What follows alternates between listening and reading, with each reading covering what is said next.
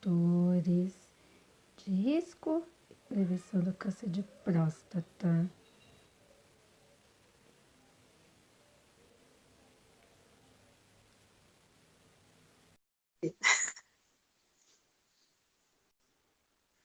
Eu entrei novamente. Estava demorando um pouquinho. Aê! Alô, voltamos? Tá me ouvindo?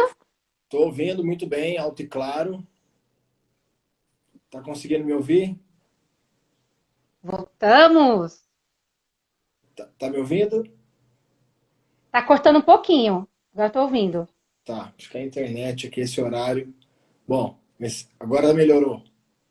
Vamos iniciar novamente, né? Que eu entrei Vamos com o iniciar. Instagram, né? Vamos iniciar.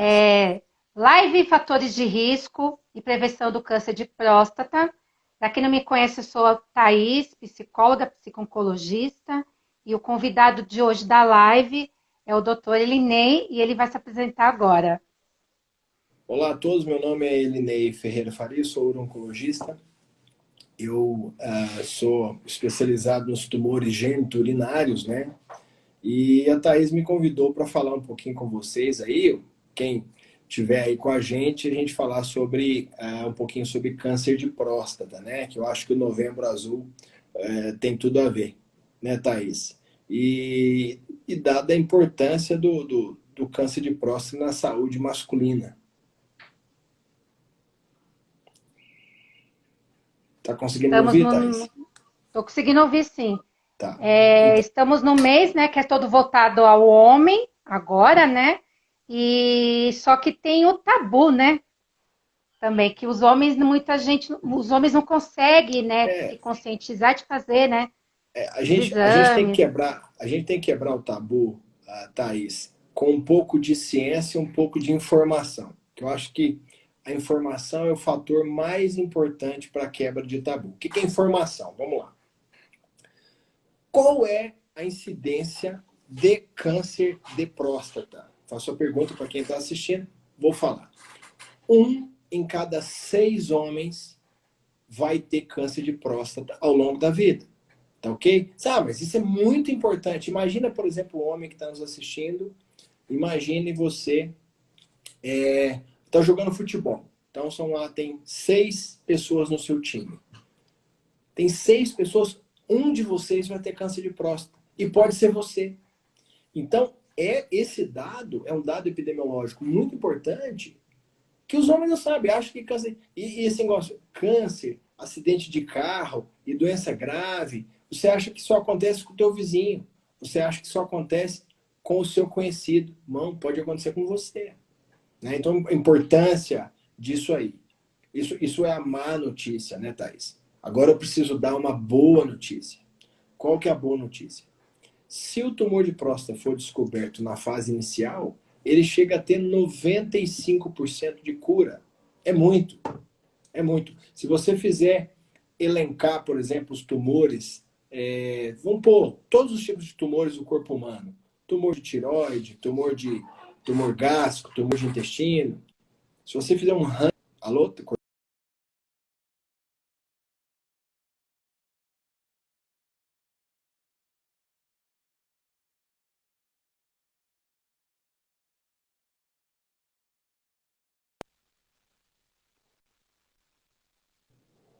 Alô, voltamos? Voltou, travou bem aí, falei, eita. Bom, eu estava falando o seguinte, se a gente fizer um ranking, vamos fazer um ranking sobre câncer, todos os tipos de tumores. Aí você faz um ranking. Câncer de tireoide, câncer de intestino, câncer gástrico, câncer de cérebro, leucemia. Qual câncer que vai ter 95% de cura inicialmente?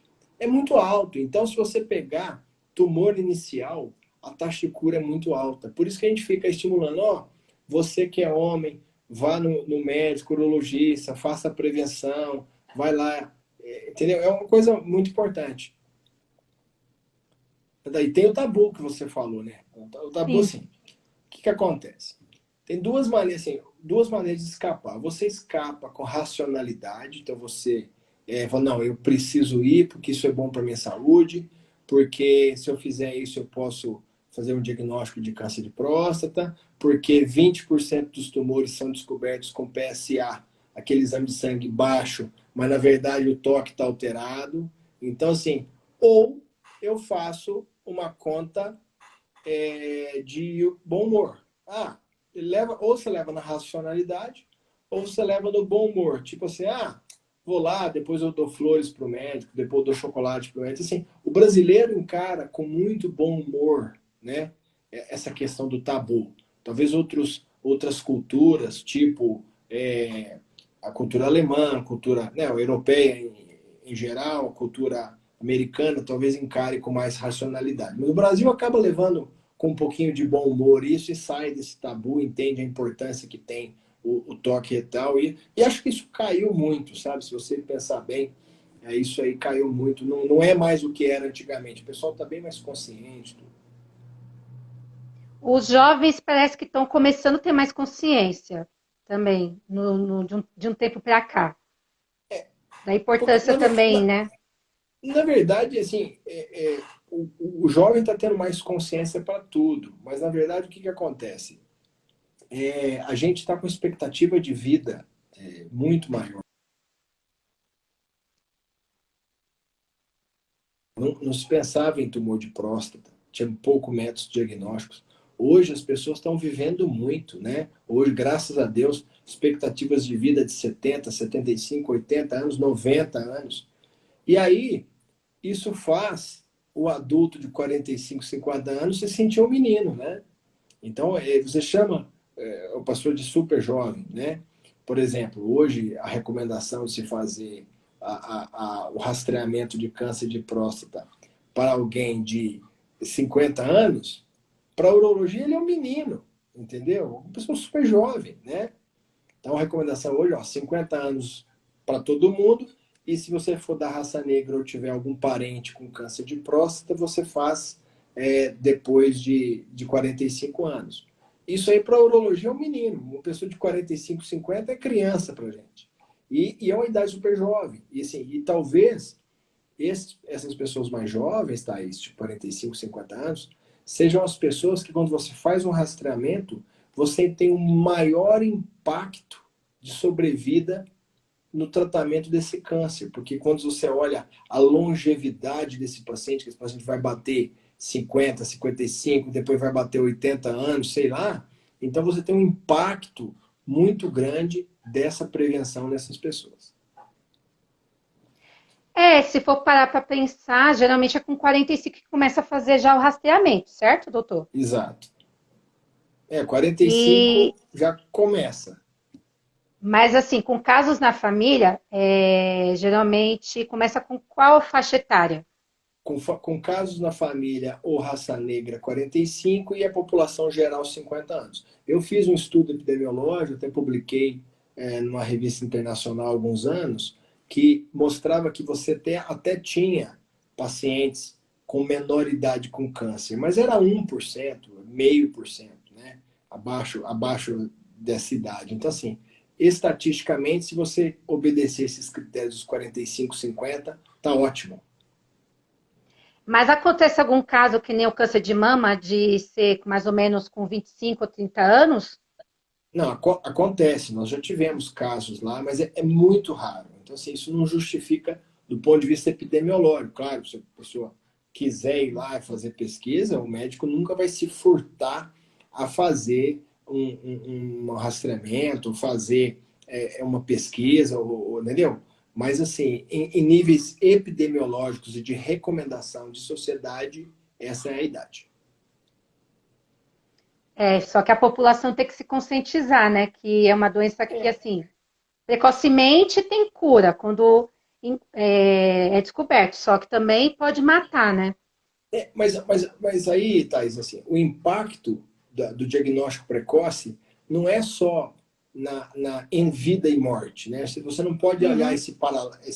esse paralelo, essa dialética, vida, morte. Não é só isso, né? Você tem, por exemplo, quando você descobre antes, tudo é melhor, né? Você trata um tumor inicial, você consegue fazer uma cirurgia, preservar potência, preservar continência, entendeu? Você consegue, por exemplo, fatores de cura, você consegue qualidade de vida. Agora, se você, aquele homem que deixa para lá e vai descobrir esse câncer, por exemplo, numa idade, digamos assim, um estágio mais avançado, 1, 2, 3, 5 anos no futuro, os resultados do tratamento não são os mesmos. Se ele for fazer uma radioterapia, a dose é diferente, tem que tomar mais hormônio. Se ele for fazer cirurgia, não dá para fazer preservação tão boa de potência e de continência como a gente consegue fazer no caso inicial. Pode ser que esse paciente, às vezes, não precise apenas de uma modalidade terapêutica. O que é isso? Às vezes, um tumor avançado desse, você precisa de fazer cirurgia, radioterapia, dar hormônio, sendo que se ele fosse diagnosticado 5 anos atrás, por exemplo, você poderia apenas fazer a cirurgia e curá-lo, entendeu? Então, assim, o tempo é um grande inimigo do câncer. Com o tabu do toque retal, tem o exame CA, o PCA. Só que o PSA. exame, o PSA, ele não é tão assim eficaz, né, doutor? Vamos Não, na falar a não, verdade, né? na verdade, hoje, os parâmetros de rastreamento, tá, eles mudaram muito. Então, o que acontece? Hoje se faz exame de sangue, PSA, né? O PSA, que é o exame de sangue, vai estar alterado não só em câncer, ele está alterado em prostatite, ele está alterado em crescimento benigno da próstata na idade. Então, ele vai estar alterado em algumas situações, mas uma delas é câncer. Então, PSA alterado, você tem que ir ao médico, vai fazer biópsia, vai fazer uma ressonância magnética para ver se tem algum nódulo, mas acende uma luz amarela. Só que existe uma percentagem pequena, mas uma percentagem de tumores que não são detectados pelo PSA. Tem PSA baixo, mas quando faz o toque, o tumor está lá. Então, por isso, o toque é importante. E outra coisa, o toque fornece outras informações. Por exemplo, consistência, se a próstata está dura ou mole. Não tem exame de sangue que pega isso, né? Se você fizer uma Verdade. ressonância, como é que você... A ressonância não fala se a próstata está dura ou se ela está molinha. Então você tem, por exemplo, uma próstata que está com dor. Como é que a ressonância magnética vai ver dor? Não tem jeito. Então existem parâmetros que só o toque retal nos dá. E não tem jeito, tem que fazer. O urologista não pode ser preguiçoso de ir lá fazer só um PSA e uma ressonância e não examinar o paciente. É muito importante examinar o paciente, Thais. Examinar em todos os aspectos, né? Por exemplo, examinar o abdômen, a procura de massas abdominais, examinar o escroto, o pênis, a procura de lesões, fazer o toque retal, ver se tem algum gânglio. Então, medicina não é só exame complementar, né? Claro, vai ter a fase de você pedir uma tomografia, uma ressonância, um exame de sangue, mas o exame físico, e faz parte também, Thaís, da relação médico-paciente. Você é psicólogo, você sabe, né? Um paciente, quando ele é Sim. examinado, um paciente, a relação melhora, você consegue, às vezes, ter uma, digamos assim, não é uma identificação, mas uma empatização com esse paciente, às vezes, com um bom exame físico, uma boa consulta. E a empatização, a arte de fazer a empatia, ela é muito importante para o médico, para o tratamento dar certo, para haver confiança mútua, né? Para você propor um tratamento, por exemplo, você pode ser o cara mais técnico que for, mais técnico, estudar, publicar. Se você propõe um tratamento que pode ser o melhor tratamento, o mais correto para aquele paciente, ele não tem empatia com você, ele não acreditou com você, não gostou da sua conversa, ele não vai seguir. Ele não vai seguir e não vai se beneficiar da sua opinião, do seu estudo. Então, por mais que você estude, por mais que você queira fazer o melhor, você tem que ter a empatia. E o exame físico faz parte, Thaís, da empatia. Tudo isso faz sentido. Você está vendo que não é apenas um toque. Não é, só que os homens têm esse preconceito, né? É que assim, eles não, muitos não conseguem, eu acho que tem medo de se informar mais, né? Por conta, começa a fazer piadinha, quando começa. Eu já vi muito disso. Chega aos 40 e poucos anos, já começa a zoeira entre os homens. Já vi muito Bom, disso, assim, meu Deus. bem, Assim, mas veja bem, se a piadinha, mas a piadinha às vezes relaxa, não é? Sim, sim. a piada, que não preciso falar que você é psicólogo, você sabe, mas às vezes o Uhum, bom humor, ele atua como um mecanismo de quebra de tensão, né? Então, às vezes, o bom humor é a ferramenta que o homem usa para quebrar a tensão, né? Aquela tensão emocional que ele está, e fazer o que tem que fazer a consulta, se submeter ao exame, não é verdade? É isso. Tá valendo. Ou pelo lado da doutor, razão, quem ou pelo lado tem, da emoção. quem, doutor, quem tem o câncer, assim, já no início, aí se faz a cirurgia, tira o tumor, fica curado, faz algum tratamento ou não, né? Vai muito do paciente. Já aconteceu de, no mesmo ano, voltar o tumor novamente? Não, isso não é assim, né? É assim, claro que Hum, você tem. é, Cada tumor é de um jeito. Assim, é impossível você. Claro que existem alguns fatores que são preditores de melhor evolução ou não. Então, por exemplo, dentro do tumor de próstata, você tem um grau tumoral, tamanho do tumor, número de fragmentos positivos, que tamanho que esse nódulo estava na ressonância, se esse nódulo estava saindo para fora da próstata ou não, se na hora que você foi fazer a cirurgia você deu margem positiva ou não, qual que era o valor do PSA. Então, assim, você está vendo que é multifatorial, não tem como.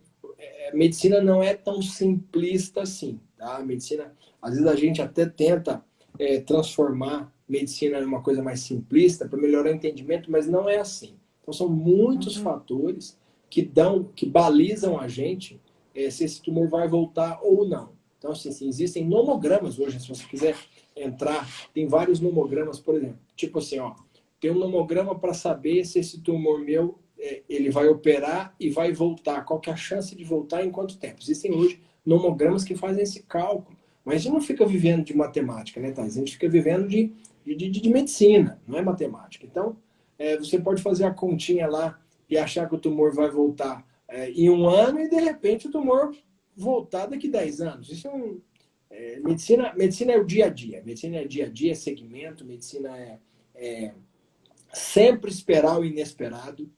Esse, esse é o segredo. Você Já sempre que é mesmo. espera o inesperado. Então, assim, você sempre está contando que tem alguma variável extra e você tem que dar conta. Doutor, qual sintoma que o homem começa a sentir que ele tem que começar a dar um alerta, assim, procurar o médico? Na verdade, se o homem for depender de sintoma, ele está perdido, porque é o seguinte. É, Bom, o que acontece? Você tem a sintomatologia urinária, por exemplo, dor para fazer xixi, urina com sangue, você ficar urinando muitas vezes à noite, ficar com o jato fraco, obstrução urinária, tem que pôr sonda. Isso não é exclusivo do câncer. Isso também pode acontecer na hiperplasia benigna, isso pode acontecer na prostatite, na inflamação, né, na infecção da próstata.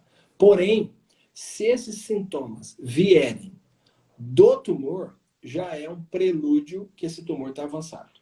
Então, o ideal é não esperar ter sintomas. O que é o ideal? Mundo ideal. Eu sou um homem, então, uma vez por ano, procuro o urologista, faço o PSA e o toque. Vamos supor que você tenha PSA e toque, um dos dois ou os dois alterados. Faz uma ressonância. E a ressonância documenta se tem algum nódulo. A ressonância hoje ela faz parte das ferramentas de rastreamento para se melhorar a acurácia da biópsia. Esse é o mundo ideal. Vai lá, o mundo ideal é ir lá fazer o exame e não ter nada, né, Thaís? Isso que é o mundo ideal. é. Então, existem, inclusive, várias publicações tentando definir qual o intervalo ideal para se fazer o exame. Tem publicações de fazer rastreamento a cada 2 anos, tem publicações a 4 anos, mas não é a recomendação. A recomendação é um exame anual. Então, deu a idade, um exame anual, não tem jeito. tem que se cuidar, não tem jeito, né? Tem E que quebrar o aproveitar. tabu e tem que se cuidar mesmo. E assim, eu vou mais além, Thais. A gente tem que se cuidar para tudo, né? Então, o que acontece hoje com o homem? O homem hoje está trabalhando igual um doido, lutando pelo sustento da casa, está preocupado com a filha, está preocupado com o filho, está preocupado com a esposa, está preocupado com as pessoas que dependem dele, mas esquece dele. Entendeu? Então, ele tem que preocupar, não é só com a próstata do Novembro Azul, não. E o resto do ano? Pressão alta, diabetes, saúde sexual, saúde muscular, saúde óssea, né? Não é Verdade, isso assim? mesmo, doutor. Não é só o Pois Novembro é. Azul procurou com a próstata e Uhum. eu vou voltar ao médico só no outro novembro. Não é isso. Novembro Azul é para a gente lembrar da prevenção do câncer de próstata e da saúde do homem, que é muito mais complexa que fazer um PSA e ir lá no médico rapidinho, concorda? E o Porque assim, câncer se o tem homem. todo dia, o câncer todo dia, toda hora, todos os meses do ano, não é só outubro para as mulheres e É, novembro para os homens, não, né? a Todo mulher é dia muito mais tem. pragmática. A mulher é muito mais pragmática. Então a mulher se cuida e tal. O homem ele só vai no médico quando a pressão já estourou, quando a diabetes já descompensou, quando os sintomas assim estão muito graves. Aí Ou se a qual que é mulher o fica muito resultado no disso? ouvido falando. Qual que é o resultado disso? Olha a mortalidade masculina e olha a mortalidade. Por que a mulher vive chega a viver até 10 anos a mais que o homem? Por causa desse, um dos fatores, não são vários fatores, mas um dos fatores é esse desgaste da máquina, né? Porque o corpo é uma máquina, esse desgaste da máquina a longo prazo. Só trabalha, não cuida, vai na academia, não come direito, não cuida da pressão, não cuida da diabetes, fuma, Estresse, bebe. esgotamento emocional, aí vem depressão, aumenta a ansiedade. A ansiedade para pressão alta é um pulo. Pois é. Então, aumenta tudo. A gente, como Começa, urologista, começa a engordar, né? Também o fator também de obesidade, né, doutor? Que agrava exato. bastante, né? Você pega, por exemplo, eu, claro, sou da área de câncer de próstata, tudo, mas eu não deixo meus pacientes passarem em branco com cigarro, eu vou estimular a parar de fumar, eu vou estimular a fazer uma boa alimentação, eu vou estimular tudo isso, porque tem comprovações científicas para tudo isso, né? Se sabe que os tumores do paciente que para de fumar, ele evolui diferente daquele tumor que continua fumando. Isso não sou eu que digo, são estudos científicos que mostram percentual de sucesso terapêutico maior naqueles pacientes que param de fumar, né? Então não tem É jeito, verdade mesmo. né? Isso aí tudo que eu falo não são convicções minhas, são convicções de leitura, de estudo de anos, né? Sim, mas tem aqueles leigos que acham assim, mas o médico está falando isso para me cuidar, mas não tem nada a ver, que não sei o quê. Só que as pessoas têm que ter consciência, né? Que piora, né? O cigarro é um dos fatores que pioram mesmo, não tem jeito, né? Qualquer tipo de câncer.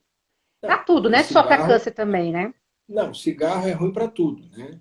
Para parte da oncologia, para cardiologia, para Sim. endocrinologia, para neurologia, todas as áreas. Se você for em 10 médicos, você vai brigar com os 10. Bom, mas voltamos ao Novembro Azul. Pode dizer aí. Tem alguma pergunta da plateia aí? As pessoas não estão mandando perguntas, não tem nenhuma pergunta. Eu anotei uma pergunta que me mandaram. É, O que se faz com as células tumorais quando elas crescem? O que quem faz? O paciente ou o médico? O médico. O que o médico Bom, faz quando começa a crescer as células?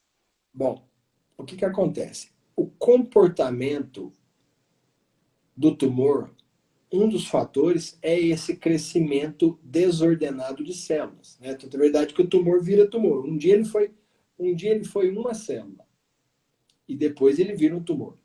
O outro comportamento maligno é que essa célula, digo assim, doida, essa célula louca que está, ela está reproduzindo desordenadamente, manda filhotinhos, que são as metástases, que vão para todos os lugares do organismo. Pode ir para o cérebro, pulmão, para o rim, para o fígado. Então, tem esse aspecto. Então, o que a gente faz? Tem tumor que o tratamento é radioterapia, tem tumor que o procedimento é cirúrgico, né?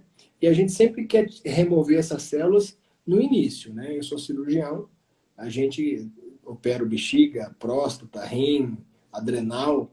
Quanto antes eu remover, melhor. Eu estava dizendo, o tempo é inimigo da oncologia. Porque a Nossa, é pessoa bem que está com complexo mesmo. tumor, ó, a pessoa que está com tumor, o reloginho tic-tac, tic-tac, tic-tac, está correndo. Entendeu? Então, assim, sempre você tem que tratar o quanto antes para que essa pessoa tenha mais chance de cura. Doutor, o senhor teve alguma experiência assim de pegar um caso de um tumor assim tão avançado que, assim, eu pergunto porque já aconteceu assim de, somente assim câncer de mama, né? Que já aconteceu de cirurgião abrir a mama, fechar e falar que não tem mais nada a fazer. Já aconteceu isso? Da situação do Na paciente chegar verdade, num. Thaís, essa situação, hoje em dia, com muita experiência, é uma situação um pouco menos comum. Por quê? Porque hoje você já tem tanto exame bom, tomografia e ressonância, e a gente tem muita experiência, você consegue predizer com muito critério quem é a pessoa que vai se beneficiar da cirurgia ou não. Então, hoje em dia, a chance de entrar e o tumor não sair, a gente fala assim, entrei, mas o tumor não saiu, é muito remota. Eu não estou lembrando, nesses últimos anos, se eu entrei e não consegui tirar um tumor. Eu acho que não estou lembrando, assim, de abrir e fechar, né, que o pessoal fala. Porque eu entro na certeza. Né? Eu entro na certeza, e quando eu entro para resolver. Né? Então, eu não me lembro, mas essa experiência existe. Por exemplo, acontece que o suporte de consciência seja mal indicado. Então, por exemplo, o paciente não fez todos os exames como deveria, algum detalhe da tomografia ou da ressonância deixou passar, né? Então, por isso que é muito importante discutir bem com o radiologista o exame, assim, você tem um bom radiologista do seu lado para ver o exame, para discutir se você tem dúvida do seu colega. Então, fazer uma medicina de alto nível. Quando você faz uma medicina de alto nível, Thaís, a chance de você entrar e o tumor, digamos assim, não sair é raríssimo. Nossa, deve ser E meio depende de desesperador, experiência né? Você também, né? pegar assim, Eu muita tiro, coisa te assim. garanto. Se eu falar que eu tiro, eu tiro. Tem que tirar, né? Porque tá ali, tem que tirar, porque tá fazendo a pessoa sofrer, tem que tirar mesmo, né? É. Às vezes, às Doutor, vezes, às vezes você vivencia algumas cirurgias que são mais simples, né? E algumas cirurgias são mais alargadas, que a gente fala. Tem cirurgia que você consegue retirar só o tumor, por exemplo, o tumor de rim, você consegue tirar só o tumor, preservar o rim, mas em alguns casos você acaba tendo que fazer uma cirurgia maior, retirando órgãos ao redor. Cada caso é um caso, né, Thaís? Cada caso é um qual o caso. órgão que geralmente dá mais metástase, doutor? Assim, geralmente é o rim que tem mais metástase? Não, na verdade tem qualquer tumor pode metastatizar, né? Assim, é difícil responder essa Uhum. pergunta porque depende muito da biologia molecular de cada tumor, de cada pessoa, de fatores genéticos, tá? Mas os órgãos que mais recebem metástases são fígado, pulmão e osso, por duas características. Eles têm tanto as características de receber muito sangue, então isso estatisticamente aumenta a chance de reter células tumorais, e também por mecanismos moleculares que criam condições intracelulares, condições intraórgão, que possibilitam que aquela metástase que está lá circulando de bobeira no sangue grude ali e fique, entendeu? Entendeu? Nossa, Então, são bem tem complicados, hein? mecanismo molecular e mecanismo de fluxo sanguíneo, tá? Então, e depende muito, por exemplo, tem alguns tumores que têm um tropismo. Te dar um exemplo. É muito raro você ter uma metástase de câncer de próstata para pulmão, para fígado. Por quê? Porque apesar do fluxo sanguíneo, geneticamente, molecularmente, o tropismo da metástase do câncer de próstata é mais para osso, é mais para linfonodo. Claro, você vai ter alguns tumores diferenciados, tumores que molecularmente são diferentes e acabam implantando em órgãos, quer dizer, em órgãos esponjosos, mas isso é raridade. A grande parte do tumor prostático, ele vai, como eu falei, por mecanismos moleculares, para osso e para linfonodo, que é a via de disseminação dele. Nossa, nos ossos eu imagino que deve ser bem difícil também, né? A pessoa sente muita dor, né?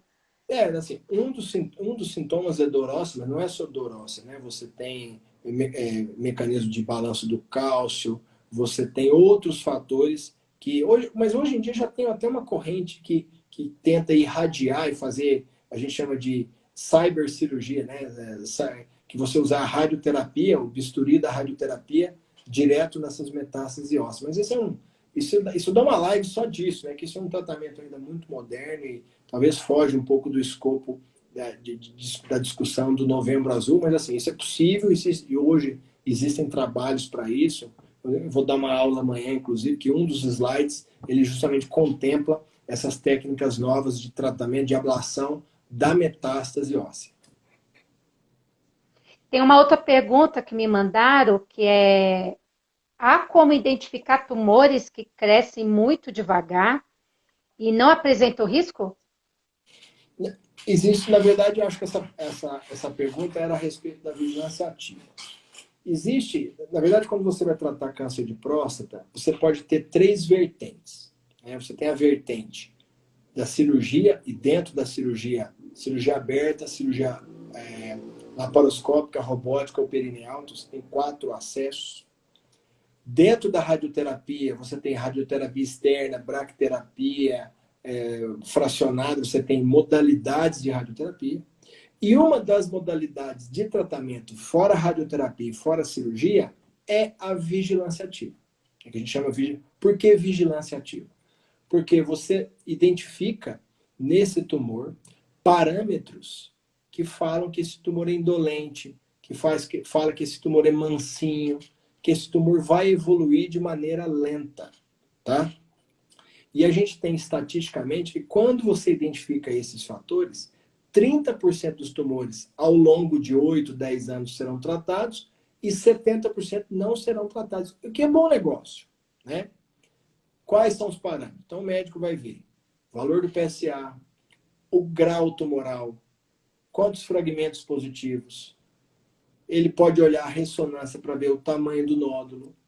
Dependendo do lugar que você tiver, aqui em BH tem como fazer isso, porque existem testes genéticos, são vários tipos, que fazem um painel genético. Esse painel genético identifica quais, dentro de genes, e é engraçado que esses painéis não são praticamente os mesmos genes, mas são painéis genéticos que você consegue predizer se esse tumor vai evoluir agressivamente ou se ele vai devagar. Então, bom, vamos lá. Rebobinando a fita. Se você tiver parâmetros que falam que o tumor é lento, que o tumor é pequenininho, de baixo grau, você pode apenas observar. Concorda? Tá entendendo o que eu falei? Então você pega... E às vezes, imagina só. O mesmo tumor pode não ser observado em pacientes diferentes. Olha que loucura. Você tem, por exemplo, um tumor pequeno, aliás, médio, um tumor médio, com PSA não tão alto, mas esse tumor, se ele aparecer numa pessoa de 50 anos, eu vou tratar. Se esse mesmo tumor aparecer em alguém de 70, eu posso decidir vigiar. Entendeu o paralelo? Nossa, muito diferente, né? De um paciente para outro, né? Muito diferente o tratamento. Então, assim, não é só o tumor. Tem o paciente. E tem também aquele paciente que tem um tumorzinho muito pequeno, pouco agressivo, um tumor mínimo, que eu olho e falo, não, se fosse em mim, eu queria vigiar, não queria tratar. Mas o paciente não consegue, Thaís, conviver com a doença. Porque isso gera ansiedade. Ele não consegue acordar todos os dias e saber que ele está observando um tumor dentro dele. Então, às vezes o tumor é ideal para vigiar, mas o paciente não quer vigiar. E é um direito dele. Entendeu? Então, hoje em dia a gente faz isso muito, né? Dividir a decisão com o paciente. Assim, faz parte da medicina moderna, Thais. Né? Antigamente, que o médico chegava e dava a ordem e falava e acabou. Não, isso não tem mais, Thais. Hoje, qualquer tratamento, mesmo no meu consultório, esses pacientes são... a gente discute com o paciente. Discute, olha, o que você...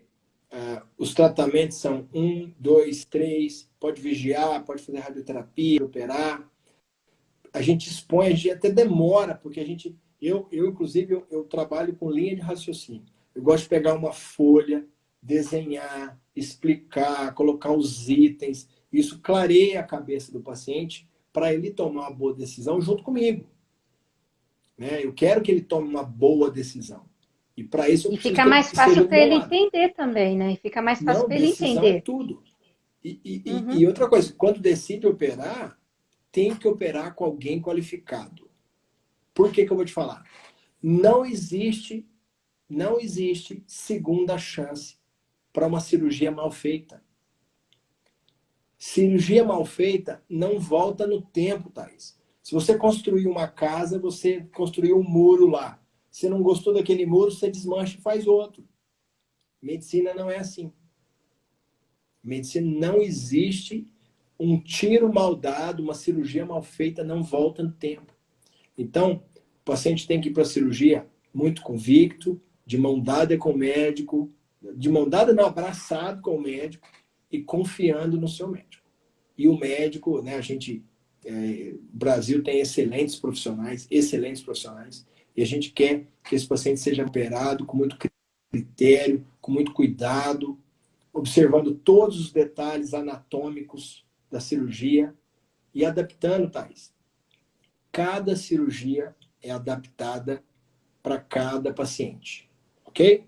Por exemplo, é a mesma cirurgia para todo mundo? Não, não é a mesma cirurgia para todo mundo. A técnica fundamental, ou digamos assim, os passos são os mesmos, mas cada cirurgia é diferente. Cada paciente é único. Então, por exemplo, eu não posso... Aquele paciente tem um tumorzinho um pouquinho mais para a direita, aquele eu vou ter que tirar um pouquinho mais para a direita. O outro paciente tem um tumorzinho mais anterior, então já posso fazer uma preservação melhor. Então, assim, você tem que adaptar cada cirurgia para cada paciente. É louco isso em medicina, porque você tem que estar com todos os detalhes do paciente na cabeça na hora. Não é uma máquina de produzir em série. Não é assim. Medicina não é assim. É que também vai do tipo do tumor também, né, doutor? E do grau também, tudo isso, né? Então, são diversas variáveis, né? Que faz também dar esse contexto também de ter uma cirurgia diferenciada, né? Por isso que eu digo que a medicina hoje é uma medicina personalizada. Né? Eu faço medicina personalizada. O que é isso?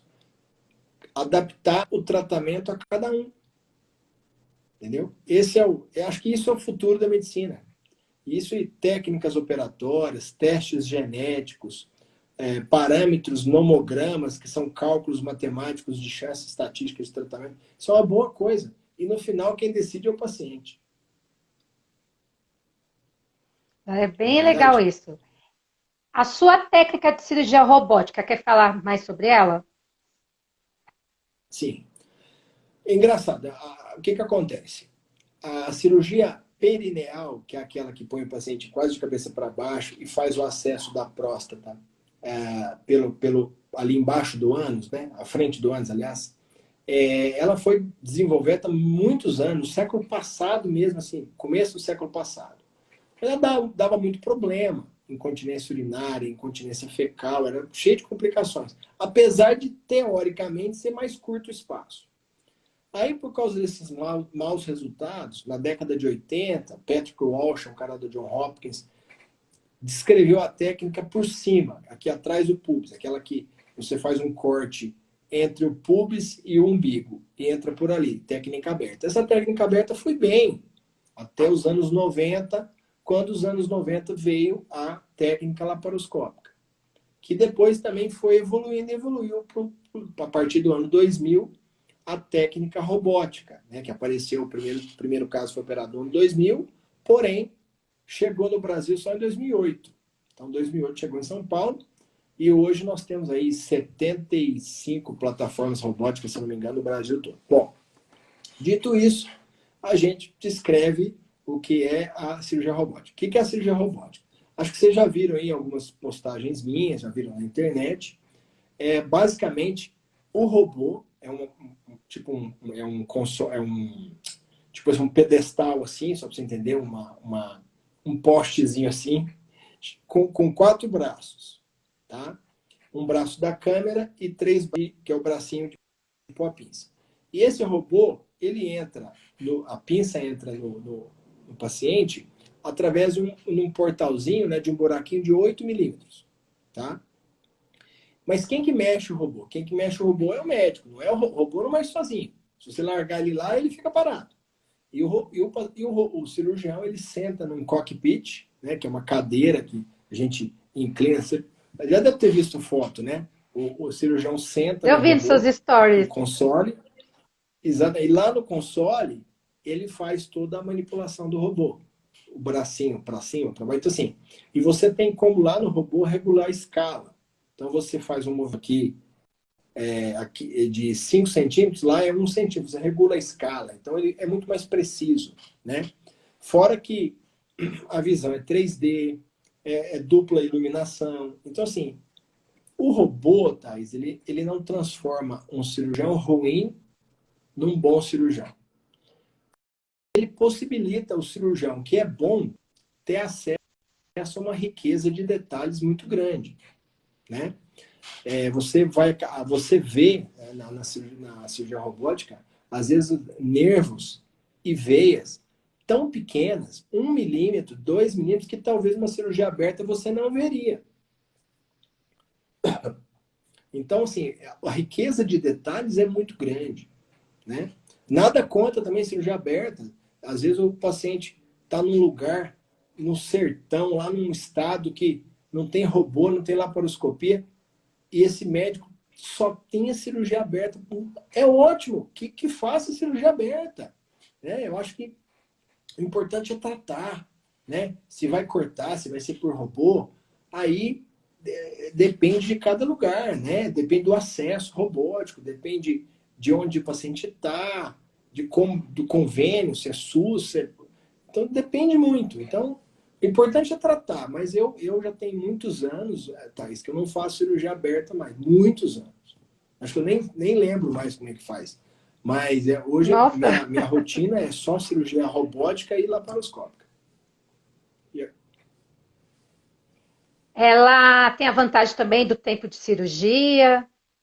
Não, hoje a técnica da cirurgia de próstata robótica está muito rápida.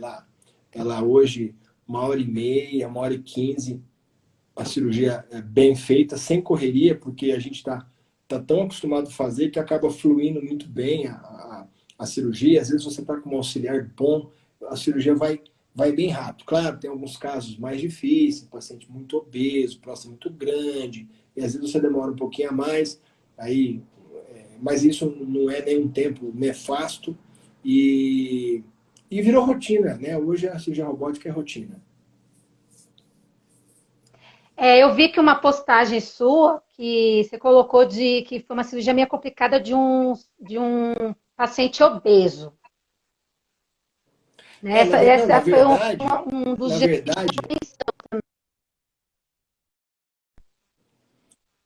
na verdade, foi ótima. Complicado foi para mim, eu que sofri bastante. Mas a cirurgia foi ótima. A cirurgia a gente conseguiu um padrão de cura excelente, a gente conseguiu fazer uma preservação de potência, de continência excelente, mas qual é o problema? O paciente obeso, ele torna a cirurgia mais difícil, né? Isso requer mais treinamento, requer mais esforço do cirurgião, mais atenção, né? É assim, paciente obeso, realmente qualquer cirurgia em paciente obeso, seja na minha área, seja na gastrocirurgia, seja em qualquer uma, é uma cirurgia mais complicada. Não no sentido de que também pode ter complicações da cirurgia efeitos, dar né? errada. Quando eu digo complicada, não no É que sentido pode de dar surgir coisa também errada, não é isso. Quando efeitos eu digo colaterais, né, doutor? mas a cirurgia mais complicada é que ela exige mais de você, exige mais atenção, exige mais esforço, exige mais que você esteja mais atento aos detalhes anatômicos do que um paciente magro. Mas no final, a cirurgia é a mesma para os dois, né? As duas dão certo. Não importa o tempo, não importa se o paciente é obeso ou não, o importante é que tire todo o tumor, que seja um sucesso a cirurgia. Exatamente. Eu vi que nesse dia você colocou lá que foi um sucesso, né? Eu fiquei imaginando, Não, a falei, cirurgia. tudo assim, é que tudo assim, Eu para saí, na obeso é mais verdade, eu saí. complicado mesmo, né? É uma cirurgia mais difícil, mas eu saí extremamente satisfeito com o resultado da cirurgia. Assim, é importante que, assim, que você, se você voltasse no tempo, você tem que se perguntar, toda cirurgia, se você voltasse no tempo, o que você teria feito diferente? Nada. Então a cirurgia foi ótima. Entendeu? Então, assim, eu fiz exatamente o que eu queria. Os planos de secção, os planos de preservação, a extensão da cirurgia, que era um tumor mais agressivo. Eu fiz tudo o que eu queria. No final, eu saí da cirurgia muito satisfeito. E o paciente também fica, né? Sabendo disso também. Fica, não, Fica mais o tranquilo. mais importante é isso. Porque isso também ajuda até no, assim, se é um paciente, eu vou entrar um pouco na psicologia agora. Se ele é um paciente que já estava com a libido lá embaixo, baixa astral, humor muito para baixo, tudo para baixo. Aí, ouvindo isso do médico, nossa, às vezes ele estava com medo, o que causa também angústia. Aí eu ouvi do médico, não, sua cirurgia foi um sucesso, eu consegui fazer o que eu queria. Nossa, aí ele começa a ficar muito mais confiante, até para o tratamento também, para ficar bem mais seguro. Isso Um ajuda mês ele está na muito. academia. Um mês está na academia, um mês está caminhando, com uma semana está liberado para dirigir, bem tranquilo. Olha, e é muito bom, né, doutor, ver isso no paciente, né, ver a evolução, né, é muito bom isso. A gente fica feliz. Bom, o médico fica muito feliz quando dá tudo certo. É isso, Mas Thais. Acho que tá dando é isso, certo, vai isso aí dar mesmo. Acho certo que você fez também, e uma assim live se muito vai, né? boa. Importante é isso Tem aí, mais fazer uma realmente pergunta. Diga.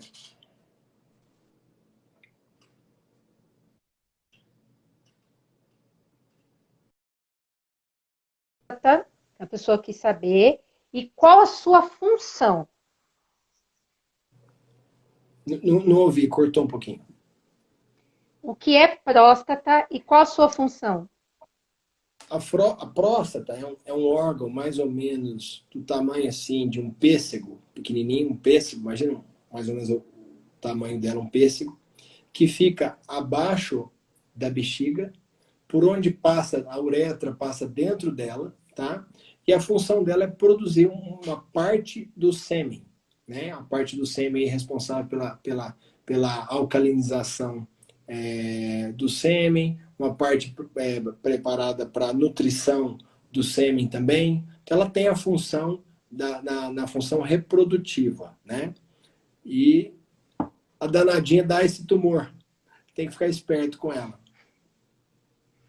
E ela é pequenininha, né? Eu fico imaginando, por isso que qualquer alteração, o homem já tem essa dificuldade de urinar, né? Inclusive, tem um amigo meu que fala assim que a próstata está num lugar, Deus colocou a próstata num lugar que não foi feito para sair.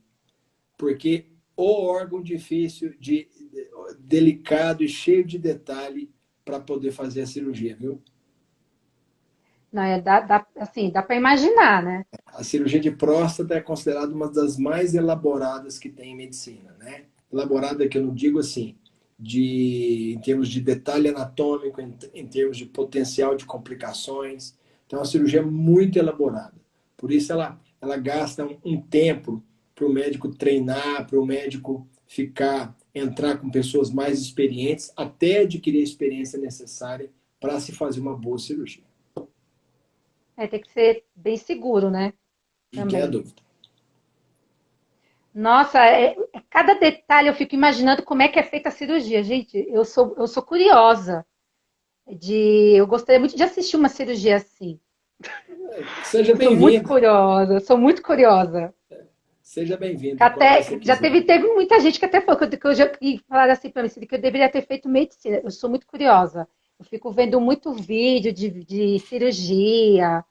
Assim, eu acho fascinante.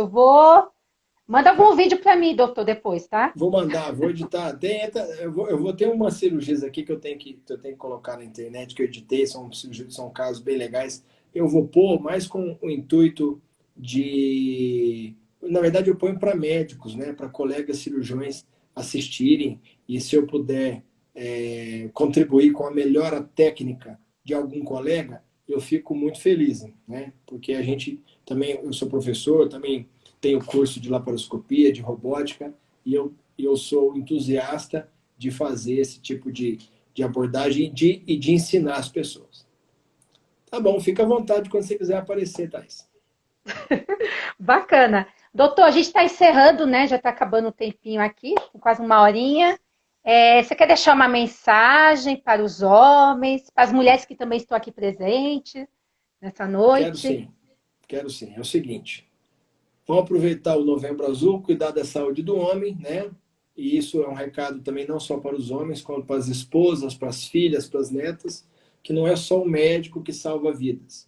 Se você que é mulher, esposa, filha, pegar o seu pai, o seu irmão e levar ao médico e você ajudar a cuidar da doença dele, de uma pressão, de um diabetes, ou fizer um diagnóstico de câncer, você também pode ter parte do crédito de ter salvo a vida desse seu amigo, desse seu parente. Tá bom? Acho que é a mensagem. Tá Obrigado, ouvindo aí, Thais, né, pelo, gente? pelo Ó, convite. Obrigado aí pelo convite. Fiquei feliz de falar com você. Entrou aqui um monte de gente me mandando mensagem aqui no Face, no Instagram, no WhatsApp.